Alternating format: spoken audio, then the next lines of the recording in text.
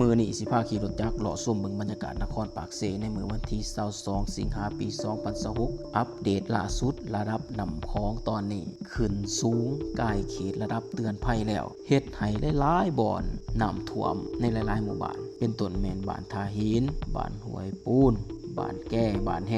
ท่าไห้และก็หลายๆหมู่บ้านในบริเวณแคมป์แม่น้ำซีโดนและก็น้ำคลองนี่พี่ได้ก็ทุกคนติดตามชมเบิ่งบรรยากาศนำกันเด้อพี่น้องเอ้ยปากเซตอนนี้ถือว่าน่าเป็นห่วงหลายสวัสดีท่านผู้ชมอยู่กับข่อยบอติงตอนนี้ข่อยอยู่ที่นครปากเซในมื้อวันที่22สิงหาคมปี2026ทางด้านข้างเฮานี่คือสนามบินสากลนครปากเซเนาะมื้อนี้เฮาก็สิพามาเบิ่งสภาพสถานการณ์ของนครปากเซล่าสุดปัจจุบันนี่เป็นจังไดพี่น้องเอ้ยเพราะว่าตอนนี้หันปากเซเฮานี่ถือตกอยู่ในเขตอันตรายได้ในภาวะวิกฤตเสี่ยงต่อภัยน้ำท่วมเพราะว่าปริมาณน้ำคลองปัจจุบันนี่12 เมตรเนาะซึ่งว่าใกล้เขตความเสี่ยงใกล้เขตอันตรายว่าซั่นซะเขตอันตรายของระดับน้ำคลองอันแม่น10 เมตรเนาะมื้อนี้บ่ติงพามาอัปเดตเบิ่งเพราะว่าวันอาทิตย์แล้วนี่บ่ติงก็อัปเดตแล้วเนาะแต่ว่ามื้อนี้ก็สิมาอัปเดตเบิ่งอีกเพราะว่าฝนตกต่อเนื่องนี่ 2-3 วันแล้วเนาะตกต่อเนื่อง 2-3 วันมาแล้วแล้วมื้อนี้สิมาอัปเดตให้เบิ่งอีกมื้อนี้พัดฝนบ่ตกเลยพี่น้องดีจังนึงเดี๋ยวสิขี่รถเข้าไปในพุ่นแหละเนาะสิพามาเบิ่งแถวบริเวณแคมป์เซแล้วก็แค่น้ำคลองปัจจุบันนี่เป็นจังไดติดตามชมเบิ่งบรรยากาศยาวๆนำกันเด้อพี่น้องเอ้ยตอนนี้เรากำลังสิมุ่งหน้าเข้านครปากเซทางด้านข้างเขาเป็นสนามบินจากจุดนี้3 กิโลเมตรเข้าไปตัวเมืองดีแต่ฝนบ่ตกมื้อนี้ครับเมื่อวานนี่ฝนตกแห้งเลยเมื่อวานนี่แต่ว่าปริมาณน้ำนี่ลดลงหลายเติบแล้วนี่แต่ว่าก็ยังตกอยู่ในเขตความเสี่ยงอยู่ชาวบ้านนี่เริ่มผู้ใดไกลไกลสายน้ำใหญ่ก็อพยพนี้แหละตอนนี้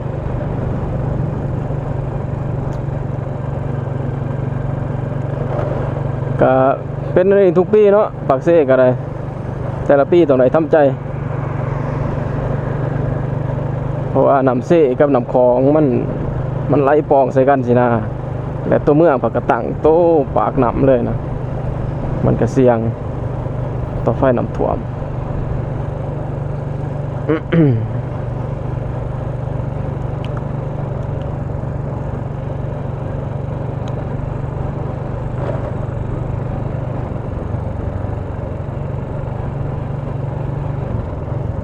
อยู่บ่อนอื่นอยู่แขวงอื่นก็นักคือกันพี่น้องเลยคือเป็นต้นแมนอยู่แถวขมวนซ้อนเขตเวียงจันทน์ก็อยากวิกฤตหนักหลายเลยมื้อนี้เฮามาเบิ่งปากเซ่เบิ่ง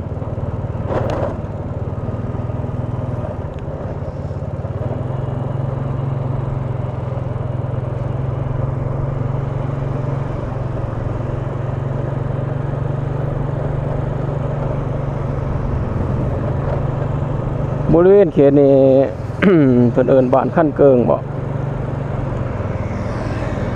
เดี๋ยวสิเลาะทัวร์เบิดเลยเนาะปากเซอัปเดตให้เบิ่งเลย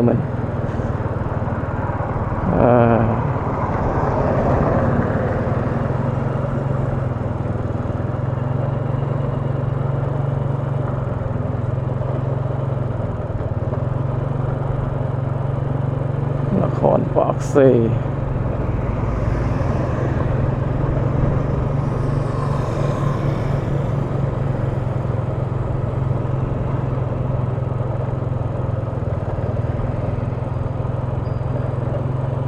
จำปาคำบริการ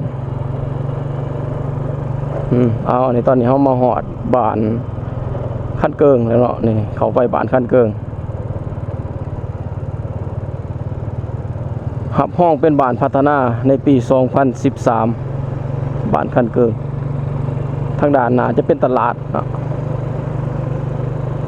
ตลาดที่มีกรโมในนครปากเซ่เนาะ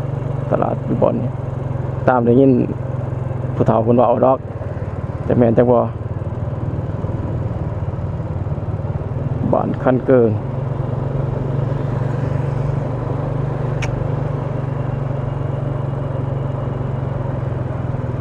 คันเกิงแกงเกิงท่าให้ท่าหินเนาะหมู่บ้านเขตนี้โอ้ถือว่าเสี่ยงแล้วอันนี้บ้านท่าให้เนาะเขาไปบ้านท่าให้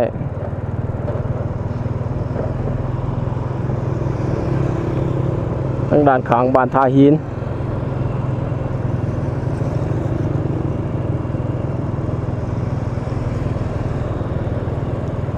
บ้านแห่บ้านแก่เนาะทางนั้นโบนักแดทางนั้นน้ำท่วมทุกปีดอกทางนั้นก็ได้เอามาเบิ่งน้ำกันพี่น้องตอนนี้ก็สิเดินทางมาหอดไกลละเดี๋ยวเขาสิเขาไปทางบ้านอันนั้นเลยเนาะเขาไปทางทาให้เลาะเหลียแคมคลองไปเบิ่งแถวบริเวณซบเซนก่อนแล้วหลังจากนั้นเขาก็ออกมาสิเขามาเบิ่งทางทาให้นี้แล้วก็เลี้ยวเบิ่งทางแคมเซ่หันบ่ติงถ่ายทำผิดพลาดประการใดก็ขอโทษขออภัยเลยเด้อนี่เขาสิเขาทางโรงเรียนเลี้ยงเด็กนี่เนาะ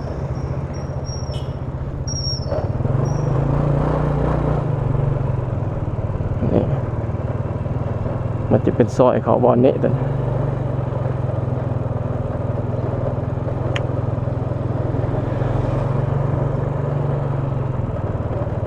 แถวนี้ก็โอ้อัดได้แถวนี้ก็ได้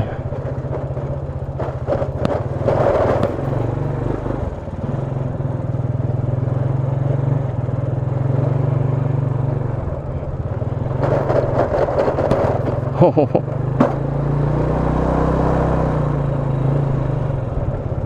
เรียนเลี้ยงเด็กอนุบาล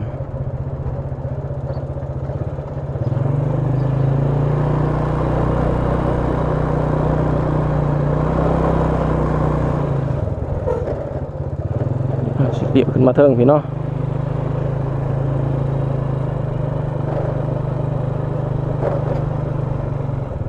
โอ้ท่วมพี่น้องเลยแถวนี้ท่วมบริเวณทาให้น้ำท่วมเลย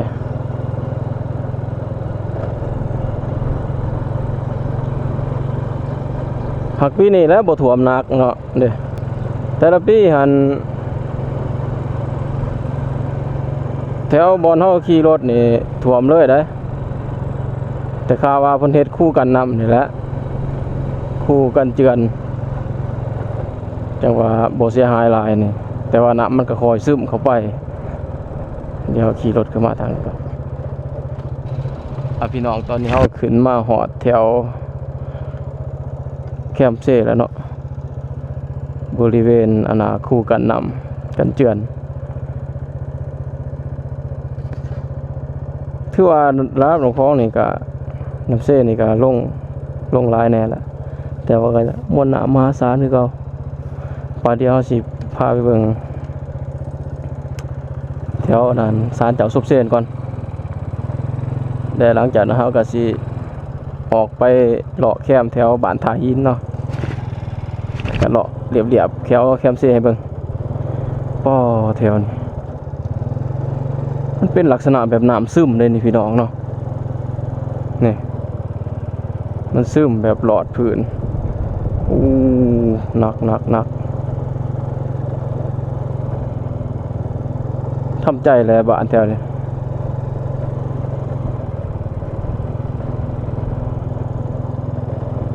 โอ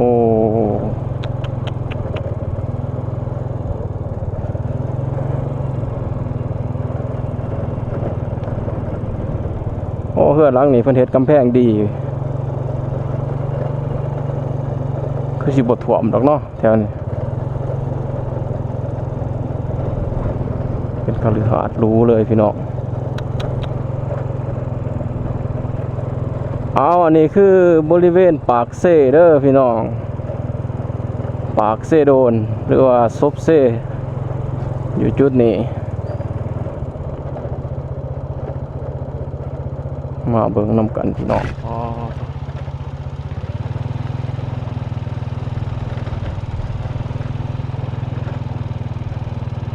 สิลงไปได้อยู่บ่นี่เอาศาลเจ้าซบเซเนาะโอ้น้ำขึ้นลายดิพี่น้องนี่ท่วมเลยบอลเนี่ยว้าวตัวท่วมแห้งเลยพี่น้อง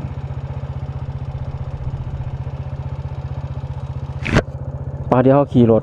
ไปเบิ่งบอลเขาไปเบิ่งไกลๆเนาะ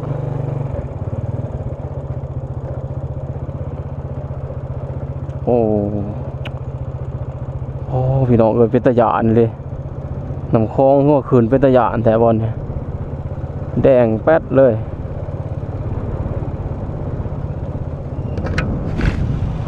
บอลจอดรถจักรเนี่ยจอดรถจักรจุดนี้ครับ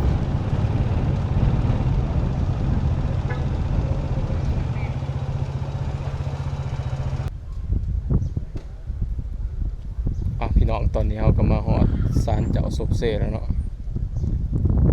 เดี๋ยวปติงพายางเลาะชมเบิ่งบรรยากาศรอบๆศาลเจ้าซบเซเบิ่งโอ้รู้สึกว่าปริมาณน้ำขึ้นหลายเลยครับเจ้ามาไทยตอนเข้ามาน้ำยังบ่ขึ้นฮอดปานนี้เนาะ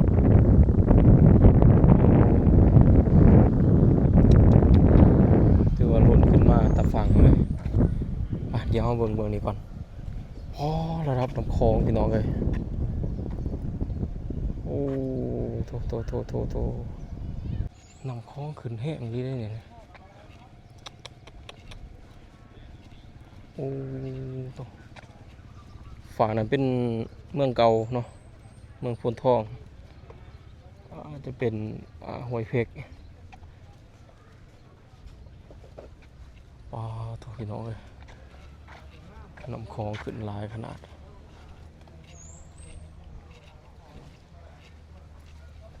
โอ้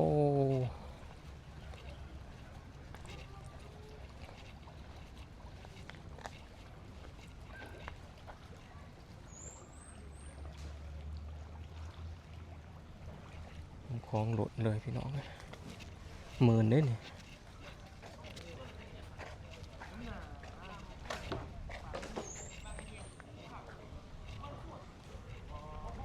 หมื่น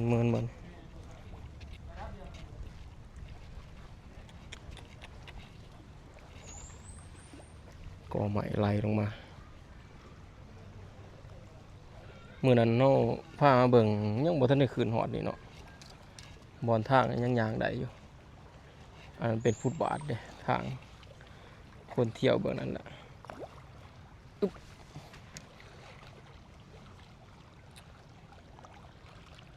ดีแต่ฝนบ่ตกเนาะถ้าหากว่าฝนตกอีกนี่เรียบร้อยเลยแล้วนี่ศาลเจ้าซบเซจุดนี้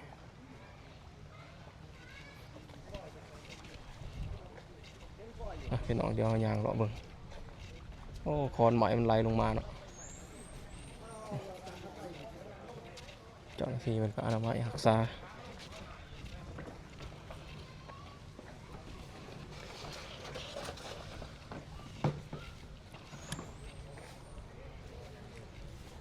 น้ำลายแห้งพี่น้องเลย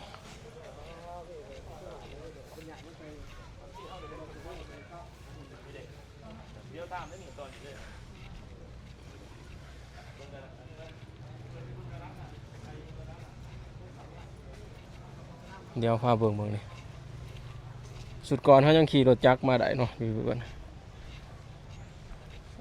โถนี่มันลงแน่แล้วนี่ตะกี้น้ำมันขึ้นมานี่ไม่มีหัวจีไซน์วะ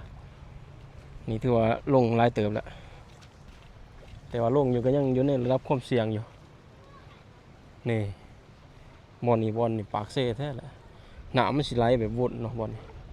ลักษณะแบบมันไหลเข้ามาปึ๊บแล้วก็วนกลับคืน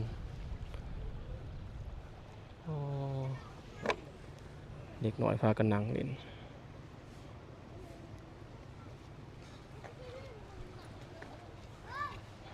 ว้าวตัว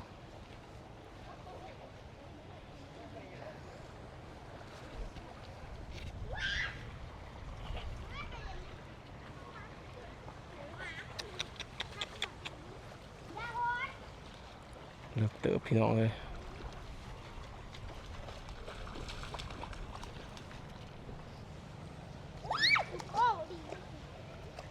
น้ำขึ้นลายดีเนาะเดี๋ยวอย่างเบื่อนี้ก่อน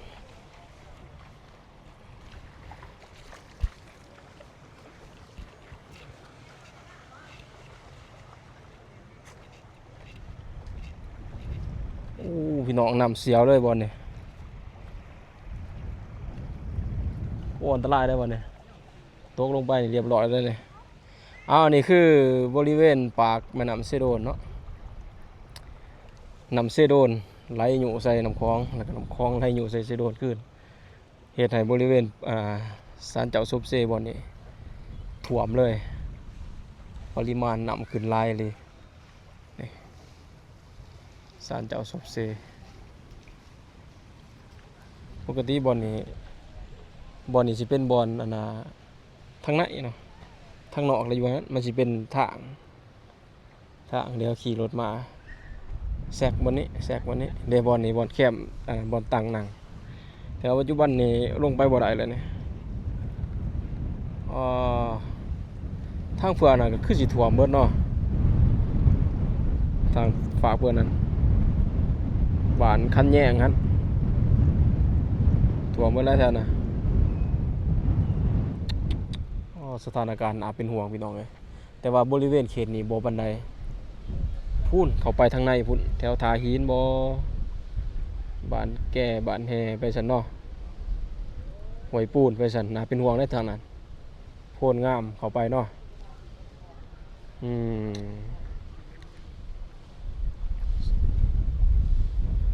ปริมาณน้ำถือว่าลดลงนั่นแหละ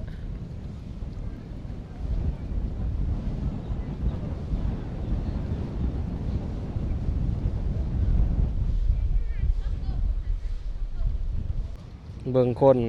มาดินน้ำลายเลยเอาไปมามวนเลยนะบอลเนี่ยมาถ่ายรูป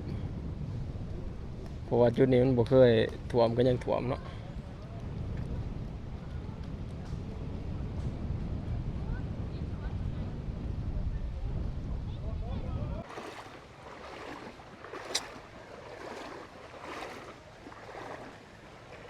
น้ำมันโยขึ้นพี่น้องมาบัดเดียวเลยเนี่ย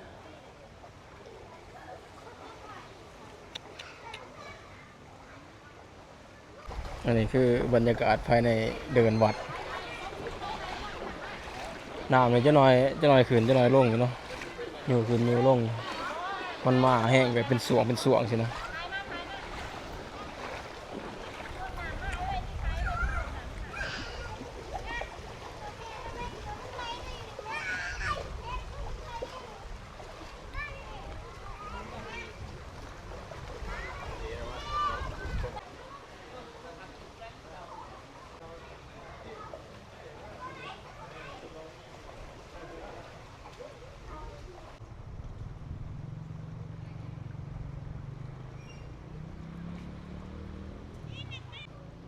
โอ้น้ำมันอยู่ไรเสียวแห้งขนาดพี่น้อง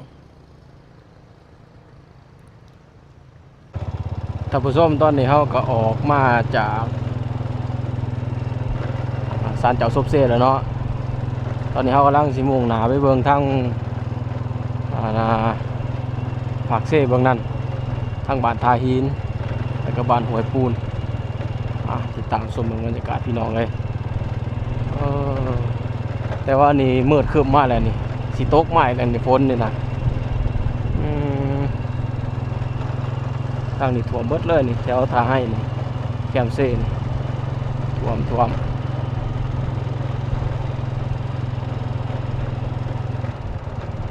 ป่ะเดี๋ยวไปพอกันภาคทางเบิ่งนะพี่น้องออกมาจากศาลเจ้าซบเซ่แล้วเดี๋ยวมาเลาะเบิ่งแถวเขตบ้านทาหินเบิ่งแล้วก็ออกไปทางห้วยปูนเลยเนาะ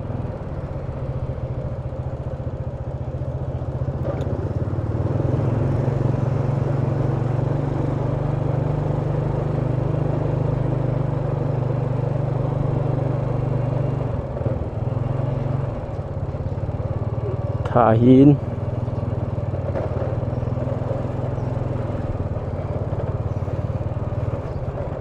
บ้านท่าหินเหนือหอมหา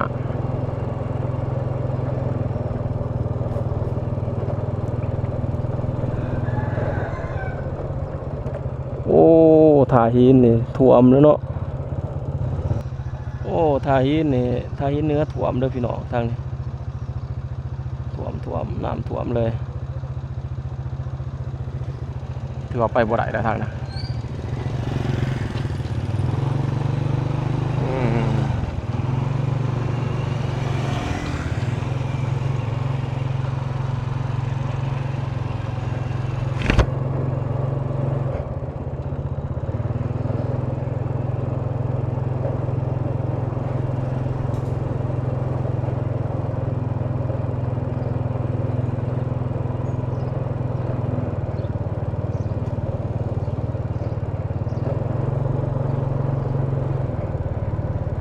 เดี๋ยวสิขี่รถอันน่ะเลาะอันนั้นเบิ่งแคมเซ่กันก่อนเนาะแล้วจากสิเขาไปแถวห้วยปูนบัดนี้นี่สิเขาไปหอมนี่ก่อน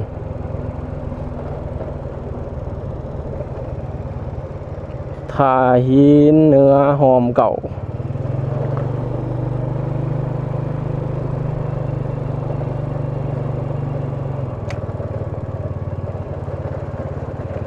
โอ้ขายุแถวนี้อู้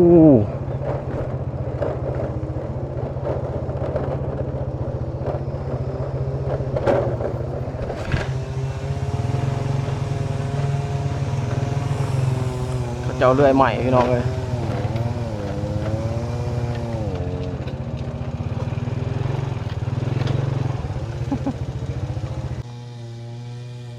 ทุกคนตอนนี้เฮามาหอดแคมทาบ้านทาหินเหนือแล้วอ๋อทุกพี่น้องเอ้ยบรรยากาศทรายหนำมันสิหล่นตะฟังเลยนี่เนาะนี่น้อยเดียวก็หล่นเข้ามาเลยนี่อ๋อหนำแห้งเลยทางนั้นใครแต่ว่ามีกันเจือนนี่ทางนี้เขาได้ฟื้นเลยทางนี้ได้ฟื้นที่ว่าเขาเอาหนามไหลลงมาเนาะมันสุไหมลงมาเอานี่คือบรรยากาศทาหินเด้อเนี่ยทาหินพี่น้องโอ้ใหม่คอนใหม่ไหลมาแห้งนำเสียวแห้งพี่น้องเลยอันนี้ครัวสุภานุวงศ์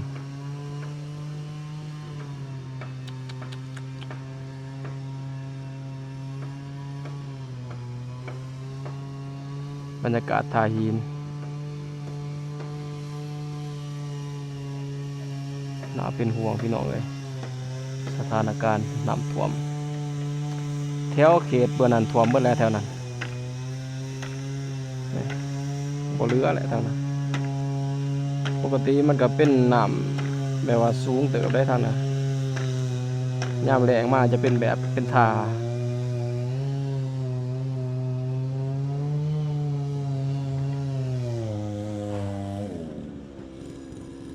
ป่ะพี่น้องเดี๋ยวขี่รถเข้าไปในหมู่บ้านเบิ่งเนาะจะได้การติดตามชมภาพบรรยากาศนำกันเด้อพี่น้องเลยพี่น้องเดี๋ยวสิพาขี่รถเลาะออกไปแถวห้วยปูนเบิ่งเนาะ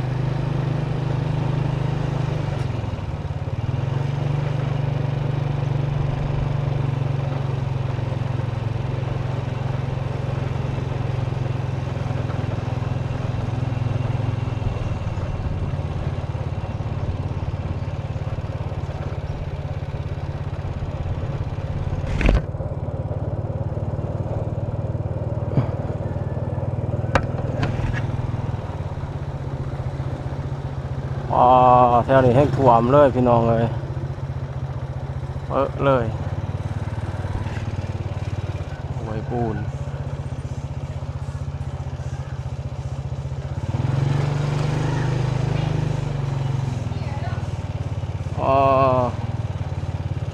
ท่วมคักท่วมแน่พี่น้อง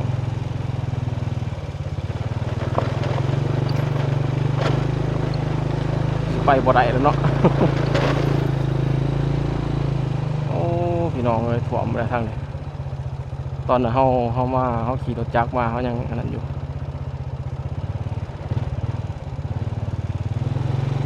ไปเบิ่งสิลองเบิ่งเนาะ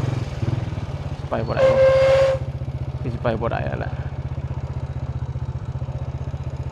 ถ่วมแล้วพี่น้องเลยห้วยปูน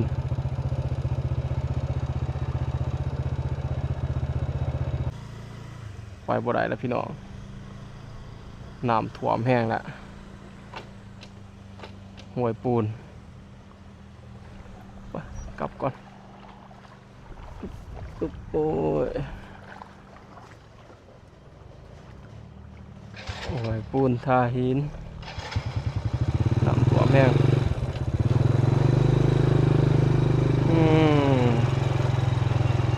หนักเลยบาดเนี่ย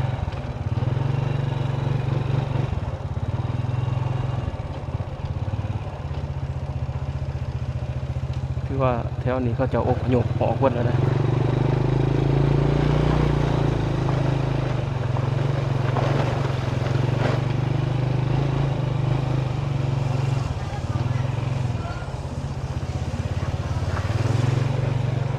ท่วมเนาะแล้วเนี่ยล่าสุดท่วมเรียบร้อยพี่น้องห้วยปูนก็ได้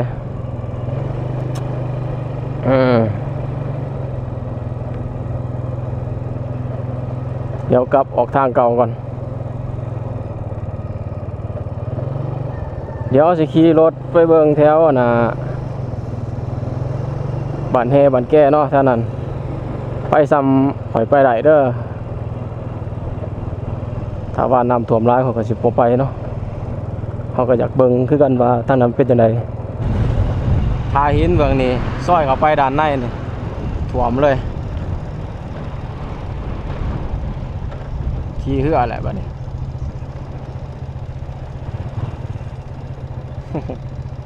เดี๋ยวไฟเหือแล้วเนาะเบื่อนะพอ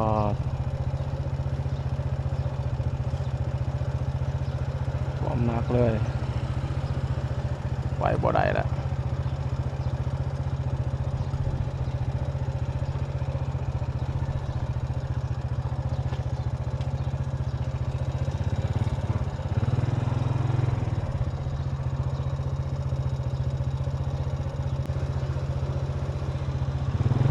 ท่วมเนาะบริเวณเขตนี้ก็ได้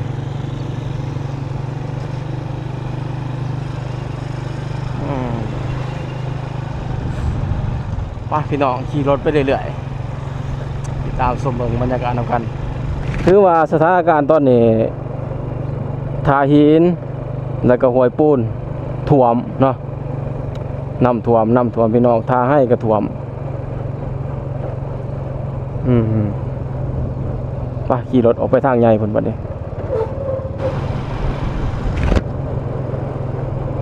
เอาตอนนี้เขาขี่รถมามุ่งหน้าเข้าสู่ครัวสุภานุวงศ์จะขามเซไปฝากนั่นพี่น้องขามไปในตัวเมืองก่อนเพื่อเบิ่งน้ำเซเบื้องโรงแรมจำปาพระเลศหั่นเป็นจังไดพี่น้องเอ้ยนี่นั่นนี่เนาะแถวนี่น้ำคลองเบิ่งนี่น้ำเซเบิ่งนี่ท่วมแห้งขนาดโอ้นักหน่วงเลยพี่น้องเอ้ย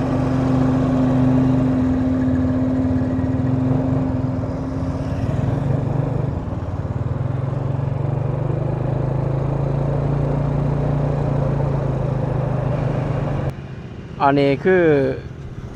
บ้านทาหินนี่น้ำคลองมันอยู่เขาเนี่ยแล้วเอากระสอบทรายมากันเจือนไว้โอ้พี่น้องเลยอันตรายสุดน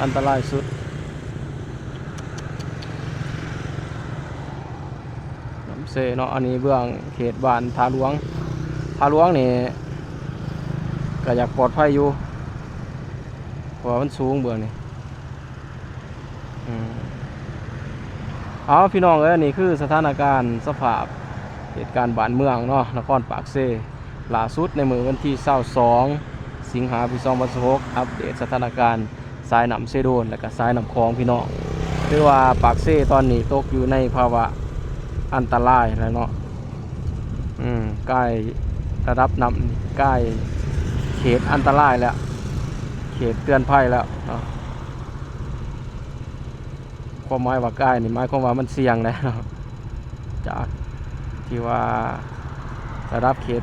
อันตราย11 เมตรเนาะปัจจุบัน12 เมตรระดับน้ำคลองนักแห้งและแมนทางบ้านห้วยปูนเนาะบ้านห้วยปูนนี่เข้าไปด้านในนี่ท่วมแห้ง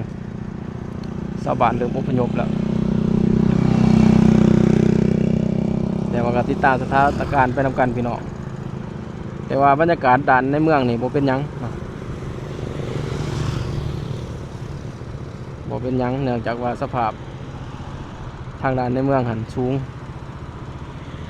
แล้วก็จุดเสี่ยงก็คือแถวบ้านแฮบ้านแก้หันเข้าไปทันเนาะ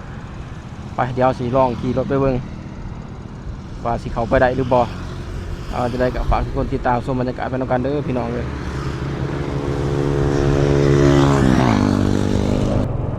ท่านผู้ชมตอนนี้ข่อยเกี่ยวกับเขามาเลาะส้มเบิงบรรยากาศเขตแถวท่าหลวงนี่เบิงท่าหลวงนี่เป็นจังไดท่าหลวงนี่น้ำคือสิบ่ท่วมดอกเนาะ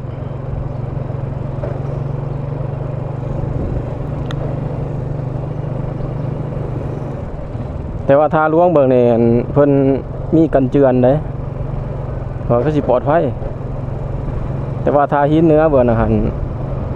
กันเจือนเพิ่นกำลังเฮ็ดว่าซั่นซะแต่ว่าปีนี้เฮ็ดยังบ่ทันสำเร็จ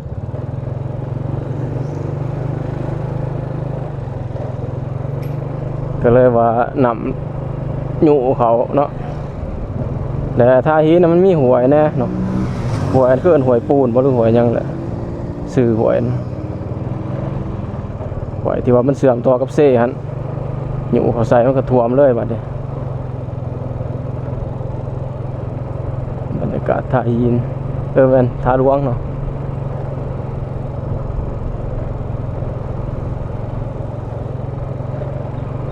ปลอดภัยอยู่ท่าหลวงเนี่ยแต่ว่าเขาไปแถวพุ่นแล้วเนาะแคมเซ่พุ่นแล้วสิบ่ปลอดภัยปานใด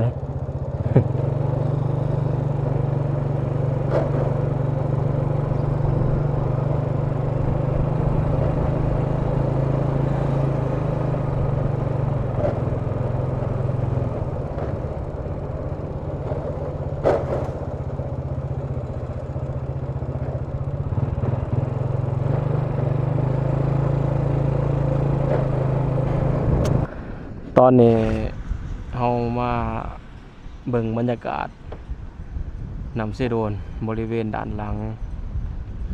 โรงแรมจำปาพาเลทเนาะมองนี่เฮามาถ่ายทิศก่อนหั่นยังบ่ทันได้ท่วมระเบียงเนาะปัจจุบันนี่ท่วมเลยนี่ระเบียงต้องลงน้ำไหลเสียวเลยบางแง่มัน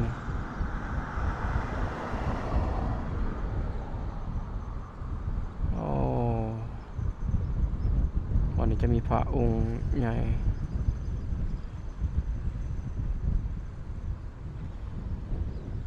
นี่แถวหมู่บ้านเขตนี่เนาะท่วมหมดเลยนี่แถวนี้โอ้เสียหายเบิดพี่น้องเลยไต่ต้นเขาเจาะเสียหายได้นี่เสียหายได้นี่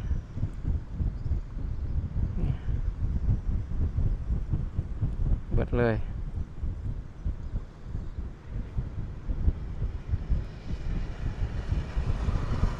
ต้องได้เฮ็ดกันเจือนเนาะเฮ็ดกันเจือนคือแบบทางปากเซ่ทางเบื้องนั้นบอนซานซบเซ่ครับจังสิปลอดภัยนี่เรียกว่าเฮ็ดแบบนี้นี่แต่ว่าปัจจุบันนี่เขาเฮ็ดเบื้องนี้ก่อนถ้าเบื้องนี้บ่เฮ็ดนี่ก็เข้าไปคือกันในหมู่บ้านทางนี้นะห้วยปูนนี่นี่แถวนี้ท่วมนี่เห็นบ่ท่วมหมดเลยเบื้องนี้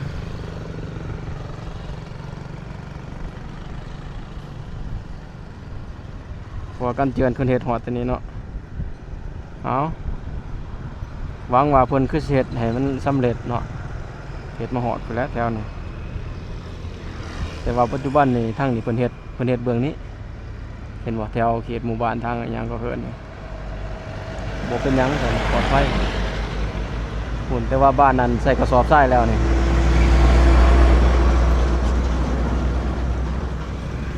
ใส่กระสอบทรายแล้วบ้านนั้นเรียบร้อยโอ้ป่ะพี่น้องเดี๋ยวเราเลาะทางเบือนั่นบ้านนี่แถวบ้านอนาห้วยปูนขึ้นไปแล้วก็บ้านทงแถวทงนาเซ่บ้านสะพานไส้กับบ่บันไดเท่านั้นน้ำบ่ท่วมหลายเนาะท่วมอยู่แต่ว่ามันก็บ่ได้ล้นเอาทางท่วมเหมือนกันแต่ว่าเราสิไปทางนี้ก่อนเบิ่งบริเวณแถวนี้จะได้ก็ติดตามชมเมืองบรรยากาศของกันพี่น้องพี่น้องตอนนี้เราขี่รถเข้ามาแถวบริเวณเส้นทางเมืองนี้เนาะแถวทางข้างวัดพระบาทพระเหิน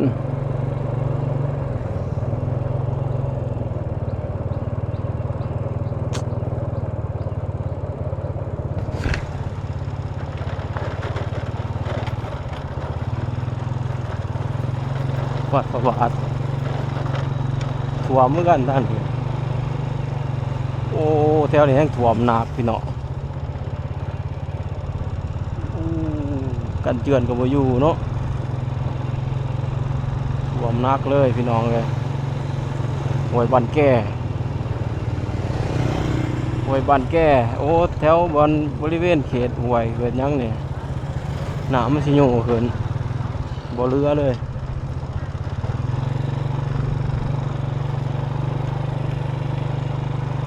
บ้านแก่พี่น้อง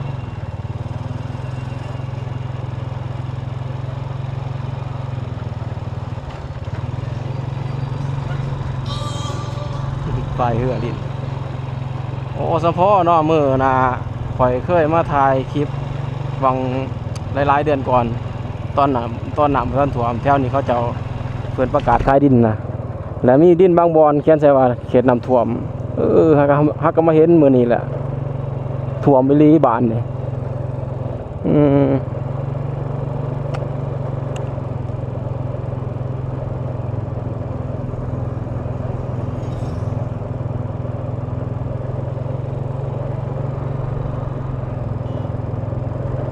ส่วนอะไรเฮือนแถวนี้ต้องมีเฮือไว้เนาะแต่ละปีต้องทำใจเนาะชาวนครปากเซ่แต่ละปีก็ได้ในช่วงเดือน7 เดือน 8นี่โอ้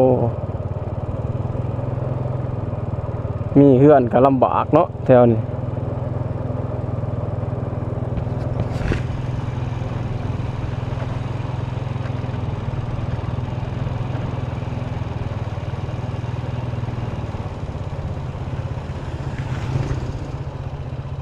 โอ้แถวนั้นไปบ่ได้ละท่วมเลยพี่น้องเลยโอ้ไปบ่ได้แล้วสุดเลยพี่น้องเลยบ้านแก่เนาะนี่บ้านแก่ไปบ่ได้ละไปได้แต่รถไทยกับรถไปเรือเนาะรถจักรไปบ่ได้เขาบ่ได้เรียบร้อยพี่น้อง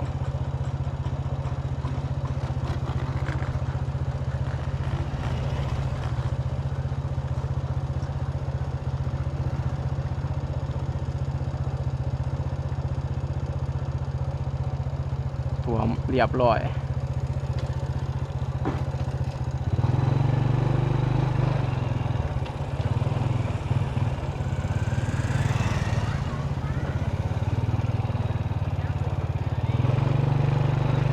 ภาพน้ำท่วมโอ้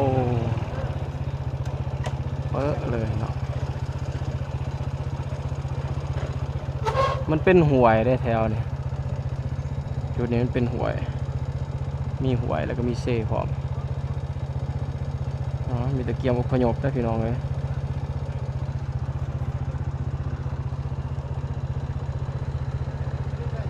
เขาบ่ได้เด้อบ้านพี่เริ่ม บ้านพี่เริ่มใส่เขาไปบ่ได้แล้วบัวเพิ่นเบิ่งหรือบ่เริ่มอยู่ใส่สมบูรณ์เพิ่นน่ะ มายามบ้านยามเพื่อนเด้อพี่น้องมายามบ้านยามเพื่อนเด้อเริ่มบ้านเจ้านี่เขาบ่ได้นี่ ไป อัปเดตล่าสุดเลยเนาะแถวนี้ก็ท่วมหนักคือกันพี่น้องเขามาทางนี้ยังก็เขื่อนบานแก่เนาะท่วมเลยแถวนี้ท่วมเลย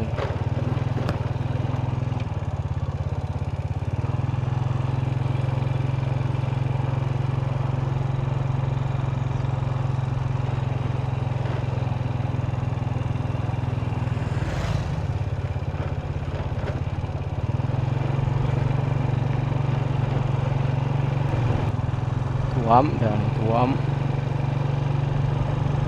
อ๋อทุกน้ำยุ่งเขามาเนาะ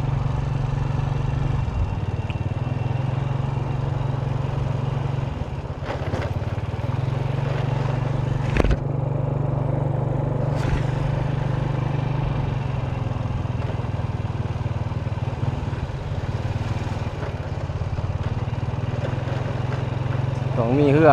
ซ้ำห้องไว้เนาะแถวนี้แต่ละเฮือนต้องมีเหือกระสันบ่ได้อันนี้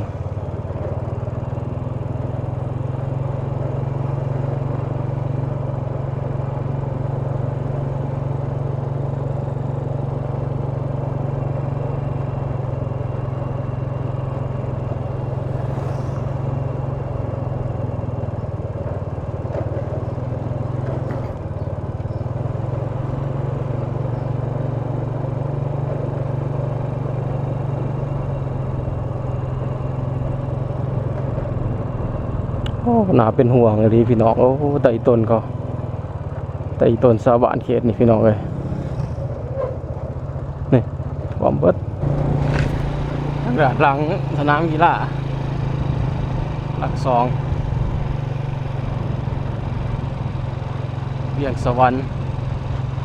โรงเรียนเลี้ยงเด็กอนุบาลตะกี้เดินกีฬาหลักสองนี่ก็โอ้ท่วมเหมือนกันได้บอนทางเข้าขี่รถนี่ท่วมเบิดเลยแหละ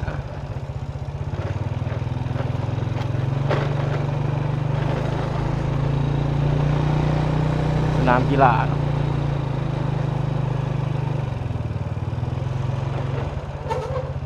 โอ้ย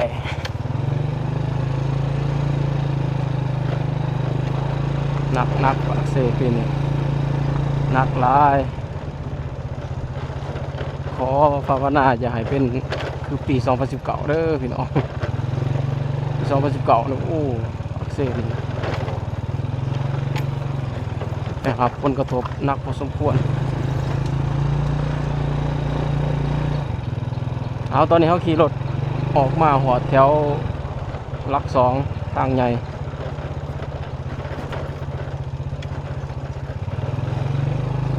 เดี๋ยวสิขี่เลาะเบิงทางหอหลักเมืองแล้วก็เรียกแก้มคลองเบิงแล้วก็ขามไปหานาขามคลองไปฝากนั่นเนาะเมืองพุนทองพุ่นแหละพี่น้องเฮามาต่อเดี๋ยวเฮาสิมาถ่ายจากจุดหอหลักเมืองเขาไปแถวแคมป์คลองเนาะโอ้ยฝนตกแล้วบัดนี้ฝนมาแล้วแต่ยังบ่ทันแห้ง วัดหลวงสถานที่ท่องเที่ยววัดเก่าแก่ที่สุดในปากเซอันนี้ศาลหลักเมืองหรือหอหลักเมืองอ้าวพี่น้องฝนตกแห้งได้นี่เอ้ยสิได้ข้ามไปอยู่บ่ครัวภาคนั่น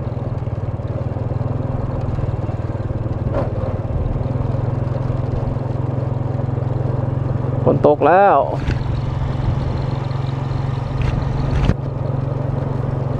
หาบอลหลีฝนก่อนบัดนี้บนไหนเนาะบนที่มันเป็นสลอกสลาโอ้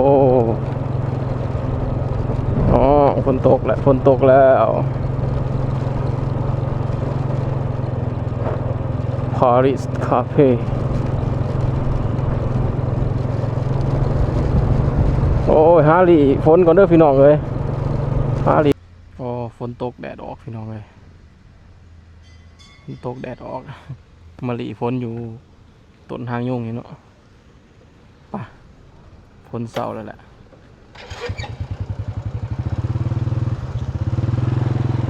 ป่าเดี๋ยวเรามาเบิ่งแคมเซ่เบิ่งก่อน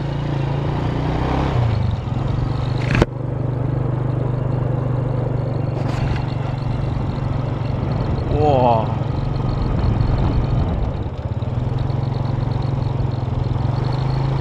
โอ้เอาปานาเครื่องดื่มมาขายเลยจุดนี้อ๋อตัว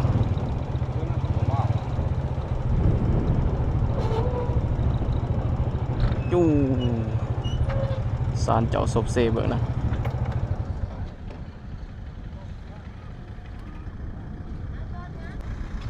ศาลเจ้าศพเซพี่น้อง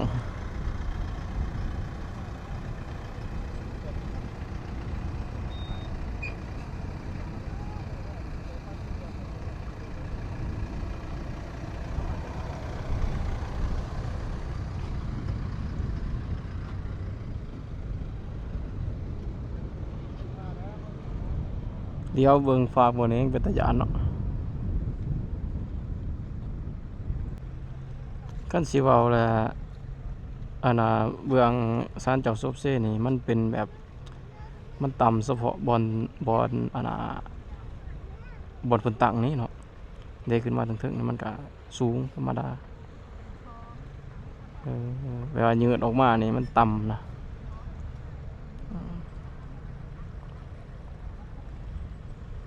โอ้น้ำไหลเสียวแห้งเลยเนาะ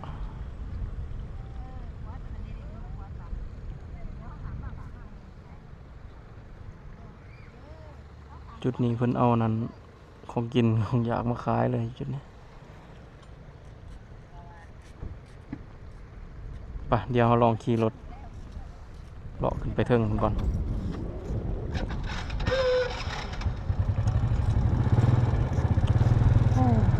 คลองไหลเสียวพี่น้อง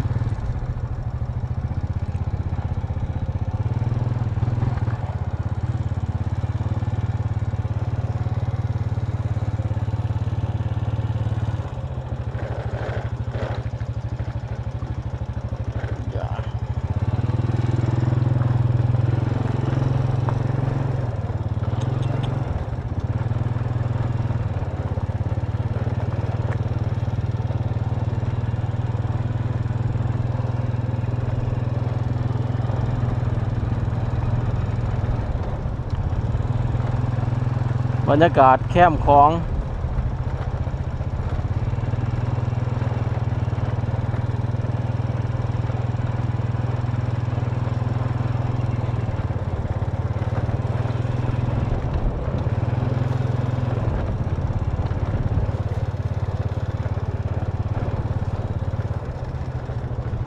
มันเป็นน้ำวนเนาะบอลเนี่ย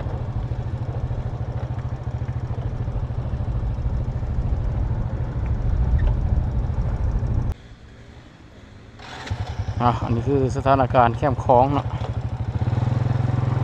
ไปเฮาสิขี่รถซื้อยาวไปเลยผมจนหอดสุดพอมีตภาพลานญี่ปุ่น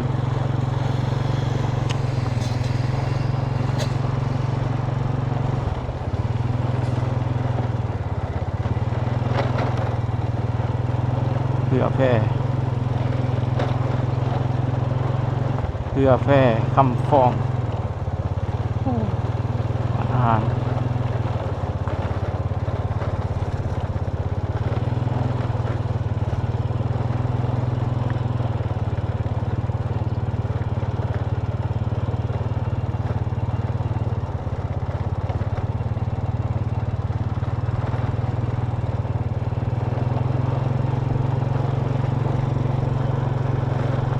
แถวนั้นก็ท่วมเหมือนกันแน่เนาะแถวน่ะ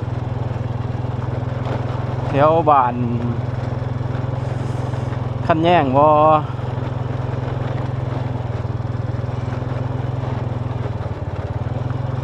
บ้านห้วยเพชรบ่สินะท่านั้นเนาะไปสิเลาะเดี๋ยวสิลองขี่รถข้ามคลองไปเบื่อนั้นแล้วก็สิขึ้นไปชมวิวอยู่ภูสะเหลาแล้วก็เลี้ยวลงมาด้านเทิงเนาะเพราะว่าเขาจะเห็นมุมสูงเนี่ยติดตามชมบรรยากาศไปนำกันพี่น้อง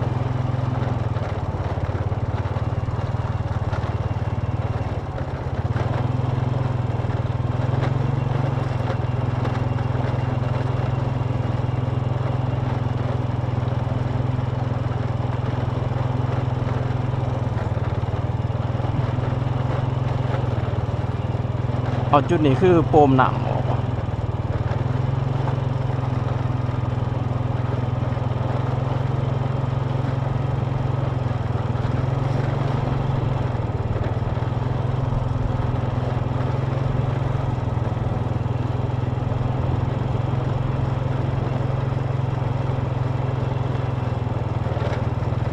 เอาบอกเข้าใจจุดนี้คือโปมหนามออกว่ะมันเป็นน้ำถ่วมบอกเรื่องเท่าไหร่คือว่าได้น้ำออกเนาะ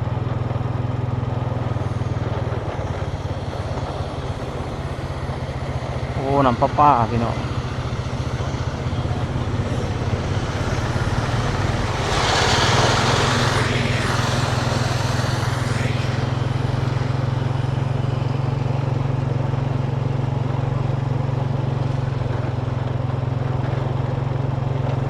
ขี้เหงื่อเต็มเลย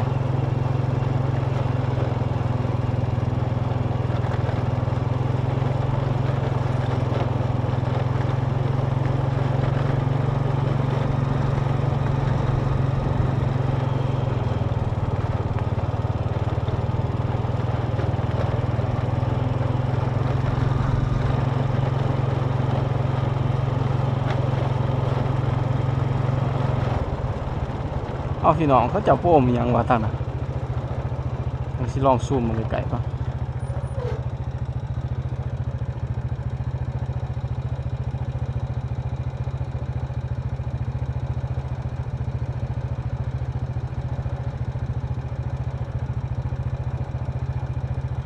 ผู้ว่าเฮ็ดหยังเนาะไปเดี๋ยวเราลองขี่รถข้ามขัวเบื่อนั้นขึ้นไปพูนพี่น้องนี่ขึ้นไปบ่อนพระใหญ่เนาะแล้วก็เลี้ยวลงมา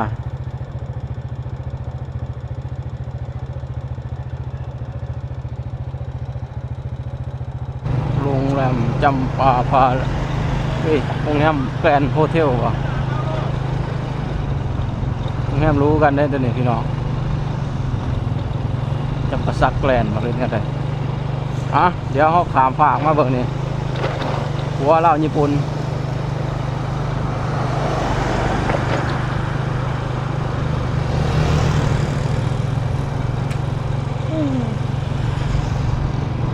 เดี๋ยวขึ้นไปชมวิวอยู่ภูสะเหลาเนาะแล้วก็เลี้ยวลงมาไปเลยแล้วก็จบคลิปอยู่หันเลย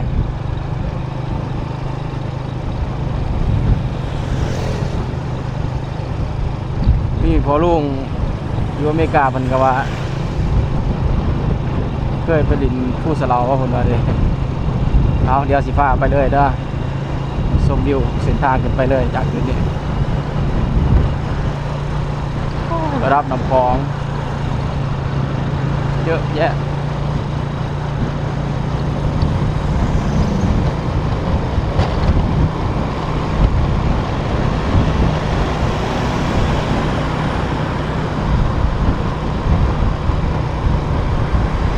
เมื่อคืนคือฝนสิตกพี่น้อง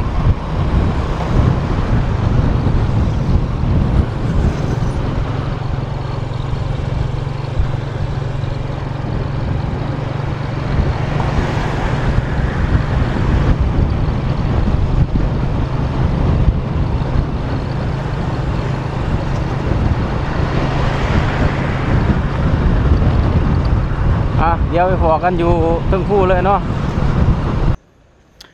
ตอนนี้ค่อยขึ้นมาหอดวัดภูสะเหลาแล้วอันนี้คือพระอยู่ด้านเทิงเนาะมีพ่อลุงผู้หนึ่งเพิ่นจะเห็นเพิ่นว่าถ่ายบรรยากาศภูสะเหลาเบิ่งแนวเนาะมันสวยงามที่ว่าเพิ่นเคยเห็นเขาลงเนาะเดี๋ยวเฮามาชมเบิ่งมุมสูงของนครปากเซก่อนแล้วจังสีถ่ายบรรยากาศให้เบิ่งเนาะบอนนี้จะเป็นพระองค์ใหญ่เลย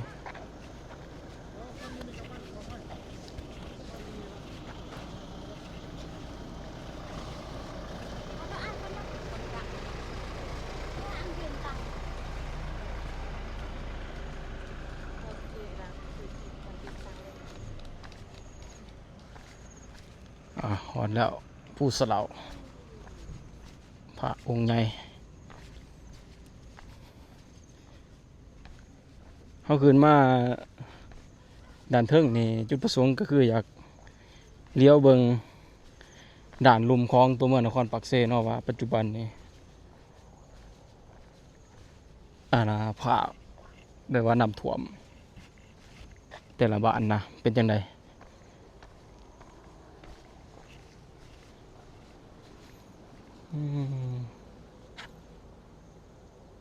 โอ้แถวนั้นท่วมหมดเลยเนาะ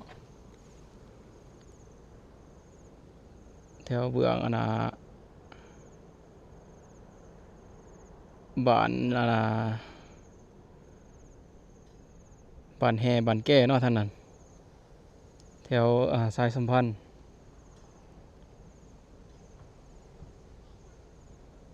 ห้วยปูน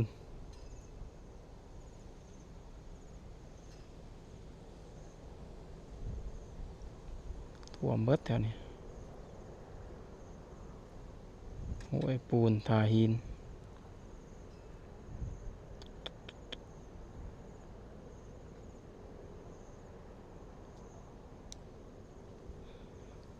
อันนี้คือปริมาณน้ำของบ่อนอนิสานซบเซสารเจ้าซบเซจมเลยโอ้เหลือกอะไรเนาะพี่น้องเลยเนาะเดี๋ยวมาเบื้องโพนทองเนาะเมืองเก่าป้อโทษทางนี้แข้งนักแถวนี้บ่แม่นบ้านคนเนี่ยเขาฮู้ว่าบ่อนมันน้ำท่วมแล้วเขาจะบ่ปูเรือนใส่เนี่ยมันสิเป็นแบบทงหน้านะแถวนี้ขาวๆแมนเบิดนะท่านน้ำท่วมพี่น้องอันตรายเนาะได้รับน้ำคลอง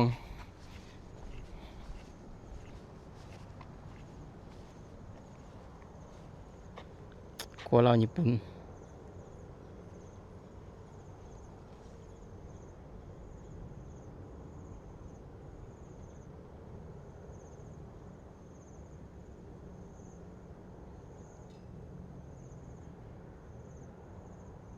คุณเนาะทางบ้านนั้นที่ว่ากายมานะบ้านแก่ทางนี้จะเป็นบ้านแก่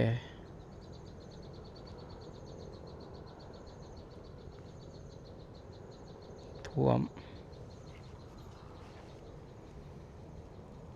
โอ้หนักพอสมควรเนาะ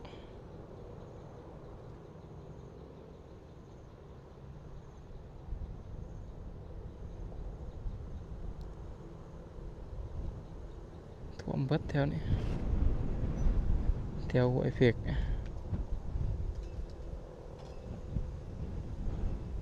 อันนั้นจะเขื่อนดอนยังน้อยเนาะดอนพลิงบ่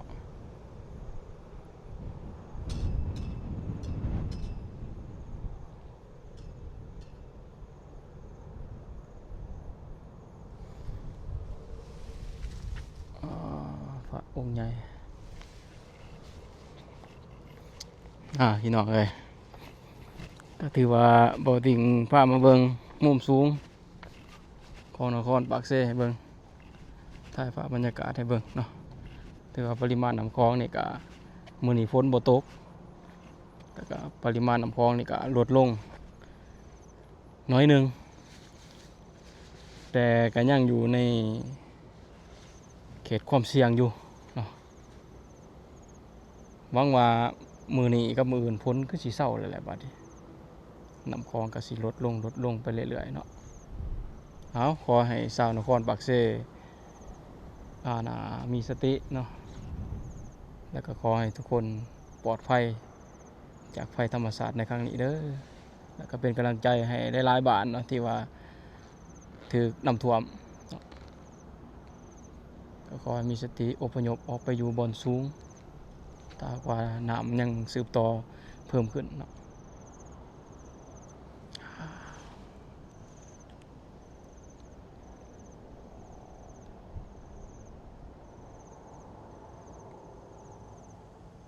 อันนี้คือผู้สลาวเนาะไปเดี๋ยวสิพายางเลาะส้มเบิงไปในวัดแล้วก็จบคลิปเลยเนาะนี่พอลุงเพิ่นเห็นคอยก็คือว่าถ่ายเบิงเลยเนาะ เทื่อหนึงเพิ่นก็ว่าอยากเพิ่นว่าเคยมาบ่เพิ่นว่าเคยแล้วเนาะเคยมา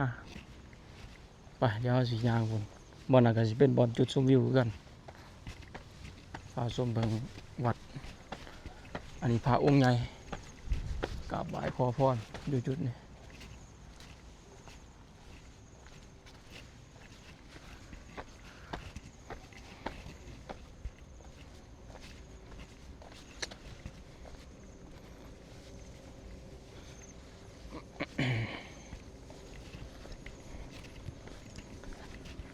บูวาพระจะมีเจ้าองค์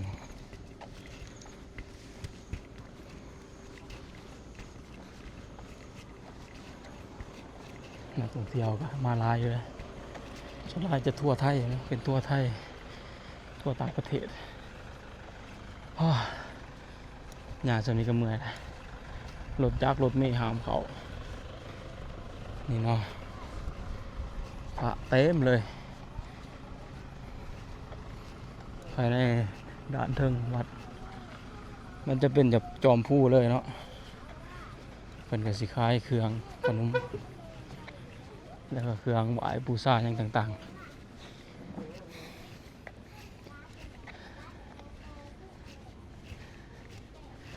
บรรยากาศวัดสะเหลาห้ามใส่เสียงดังกันนะเป็นสถานที่สงบ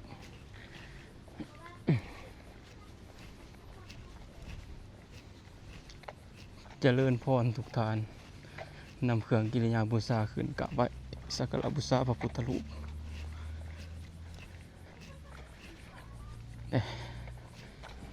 บอนว่างเครื่องบูชาดอกไม้ทุกเทียนจะมีอยู่ 3-4 สันเนาะไปด้านเถิง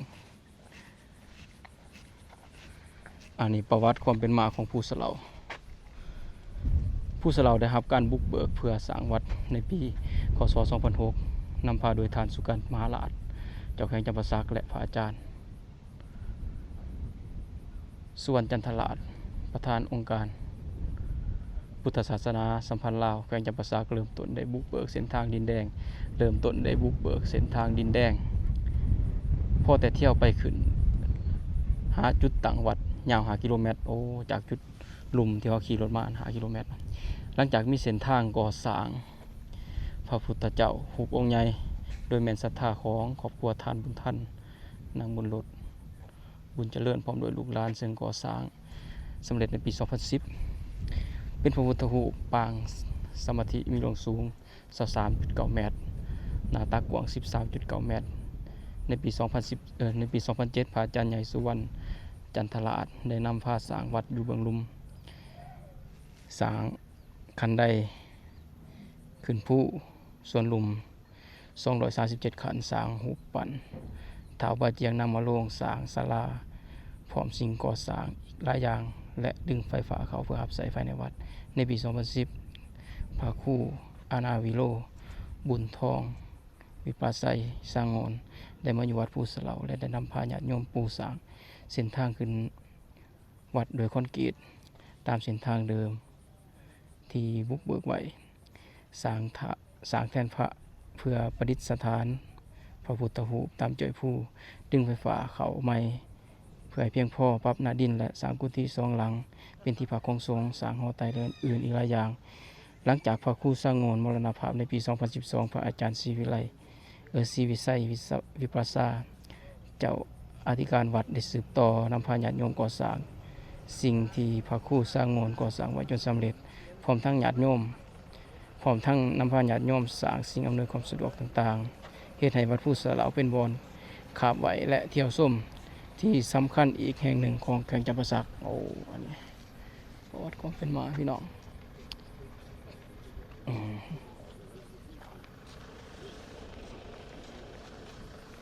อันนี้ประวัติย่อเนาะโดยรวม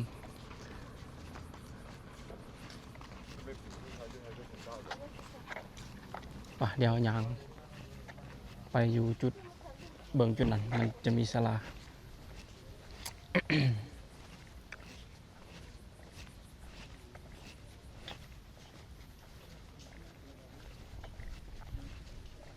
ขึ้นมาดันเทิงเงียบสงบเลยนะพี่น้องจุดชมวิวทอยเลทหอมนดกอันนี้หอไตหอไหวหูบเหมือนพระอาจารย์ใหญ่สร้างโงนเนี่ยผู้เที่ยวเพิ่นมรณภาพแล้วเดี๋ยวถ่ายเบิ่ง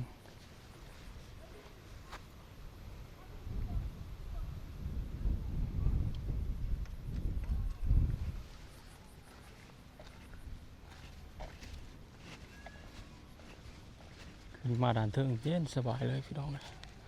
จุดนี้จะมีศาลาชมวิวแนมเบิง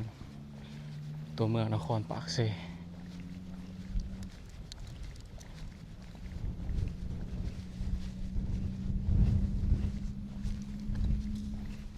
เดี๋ยวชมวิวบ้างบรรยากาศศาลาก่อน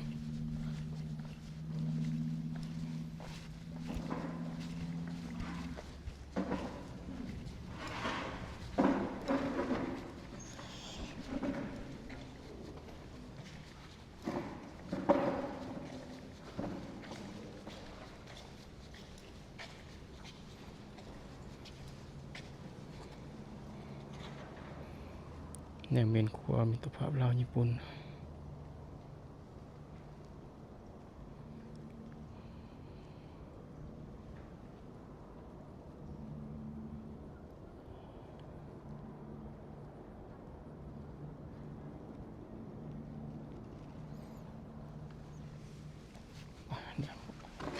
เดี๋ยวไปถ่ายรูปกันนะ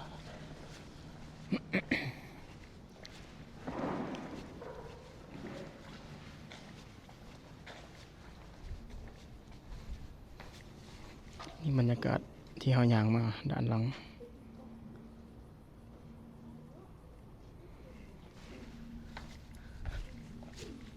ครอบครัวกลุ่มบริษัทดาวเหืองสร้างวัด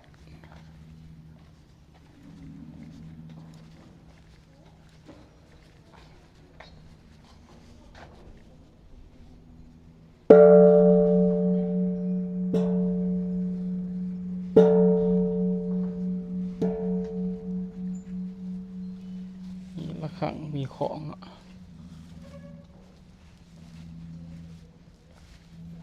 นี่จุดนี้จะเป็นจุดถ่ายรูป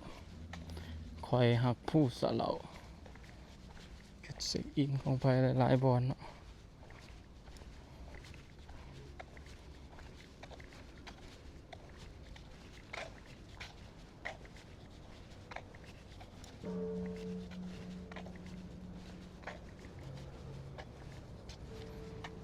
บนนั้นจักแมนหยังเนาะเป็นแบบสถานที่หกหางเลย เป็นแบบโครงการอย่างจักอย่างนี่แหละแต่ว่าเฮ็ดบ่สำเร็จสิแม่นของผาสงฆ์หยังนี่นะ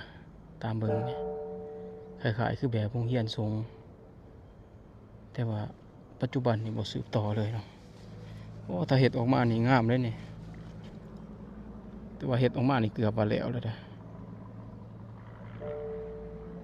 ตึกอาคารแบบเสื่อมต่อกันเลยเนาะเสื่อมต่อใส่กันกับตึกใหญ่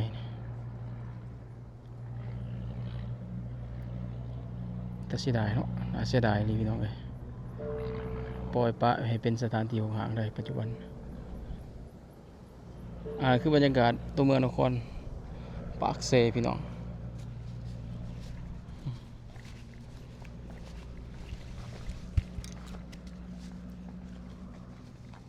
ศาลา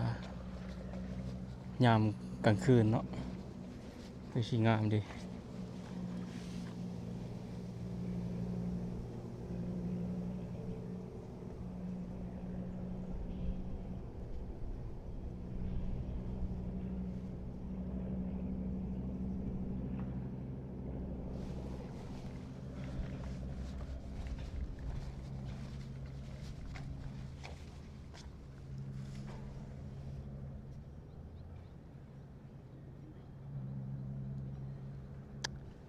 พี่น้องสำหรับคลิปนี้ก็สิจบเพียงส่ำนี้เนาะมื้อนี้ก็ ถือว่าพาพ่อแม่พี่น้องมาอัปเดตสภาพ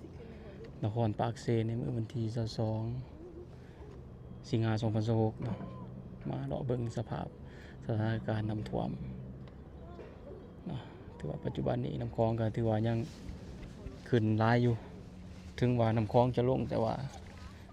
ก็น้ำคลองก็ยังขึ้นอยู่ในระดับเขตที่ว่ามีความเสี่ยงเนาะมื้อนี้ก็สภาพอากาศถือว่าเป็นใจฝนบ่ตก